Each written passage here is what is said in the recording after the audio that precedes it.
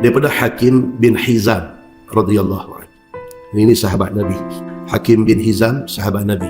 Dia wafat tahun 54 Hijrah. Dia cerita, dia ada satu cerita dengan Nabi sallallahu alaihi wasallam. Dia kata satu hari, sa'altu Nabiya sallallahu alaihi wasallam fa'a'tani. Dia kata dia kesempitan, tak ada duit. Dia jumpa Nabi, dia minta sikit bantuan daripada Nabi sallallahu alaihi wasallam. Fa'a'tani, dia kata Nabi bagi.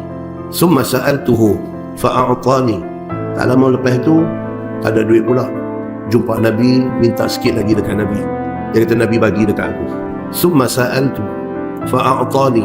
Lagi sekali, tak lepas belanja, pergi jumpa Nabi SAW, minta tolong sikit. Nabi bagi. Tapi bagi kali yang ketiga ni, Nabi SAW kata dekat dia, Nabi kata, inna hadzal mal khadiratun hulwa.